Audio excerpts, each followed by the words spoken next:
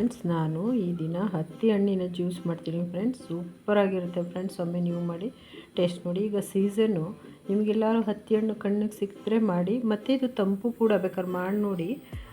ನಾನು ಸುಮ್ಮನೆ own recipe ಮಾಡಿ ಹಣ್ಣು ಸಿಕ್ಕಿದಾಗ ನೋಡಿದ್ದೀನಿ, ಮಾಡಿ ನೋಡಿ, ಕುಡಿದು ನೋಡಿದ್ದೀನಿ. ಹಾಗಾಗಿ ನಿಮಗೆ ತೋರಿಸ್ತಾ ಇದ್ದೀನಿ.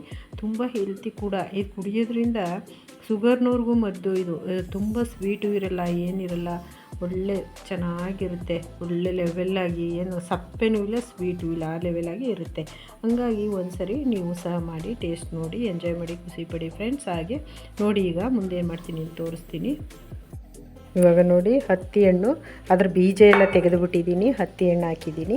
ನಾನು ಸ್ವಲ್ಪ ಬೆಲ್ಲ ಹಾಕ್ತೀನಿ. ಅದಕ್ಕೆ ಒಂದು 1/4 ಬೌಲ್ ಹತ್ತಿ ಹಣ್ಣು ತೊಗೊಂಡಿದ್ದೀನಿ. ನೋಡಿ, 1 ಸ್ಪೂನ್ ಬೆಲ್ಲ ಹಾಕ್ತೀನಿ, ಸಾಕು, ಬೆಲ್ಲದ ಪುಡಿ.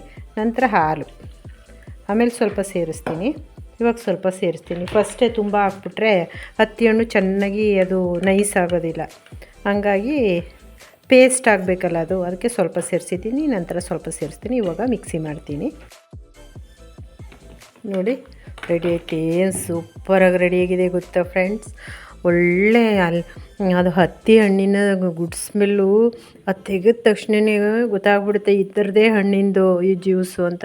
ತುಂಬ ಚೆನ್ನಾಗಿದೆ ಫ್ರೆಂಡ್ಸ್. ಪ್ಲೀಸ್, ಮತ್ತು ಶುಗರ್ನವ್ರಿಗೆ ಇದು ಮದ್ದು ಖಂಡಿತವಾಗಿಯೂ. ಇದರಲ್ಲಿ ಶುಗರ್ ಇಲ್ಲ.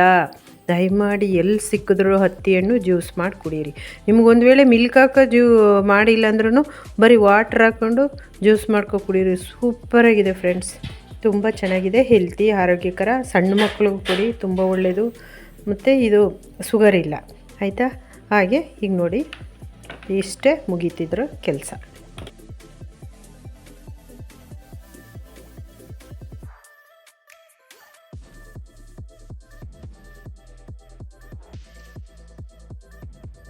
ಹಲೋ ಫ್ರೆಂಡ್ಸ್, ನಾನು ಈ ದಿನ ಹತ್ತಿ ಹಣ್ಣಿನ ಜ್ಯೂಸ್ ಮಾಡಿದ್ದೀನಿ ಫ್ರೆಂಡ್ಸ್. ಸೂಪರಾಗಿರುತ್ತೆ ಫ್ರೆಂಡ್ಸ್. ಒಮ್ಮೆ ನೀವು ಮಾಡಿ ಟೇಸ್ಟ್ ನೋಡಿ, ಎಂಜಾಯ್ ಮಾಡಿ, ಖುಷಿಪಡಿ. ಮತ್ತು ಮರೆಯದೆ ಎಲ್ಲಿ ಸಿಕ್ಕಿದ್ರೂ ಹತ್ತಿ ಹಣ್ಣು ತಿನ್ನಿ, ತುಂಬ ಒಳ್ಳೆಯದು, ಆರೋಗ್ಯಕರ. ಹಾಗೆ ಫ್ರೆಂಡ್ಸ್, ಮರೆಯದೆ ಲೈಕ್ ಮಾಡಿ, ಶೇರ್ ಮಾಡಿ, ಕಮೆಂಟ್ಸ್ ಮಾಡಿ, ಸಪೋರ್ಟ್ ಮಾಡಿ, ಸಬ್ಸ್ಕ್ರೈಬ್ ಮಾಡಿ ಫ್ರೆಂಡ್ಸ್ ಪ್ಲೀಸ್.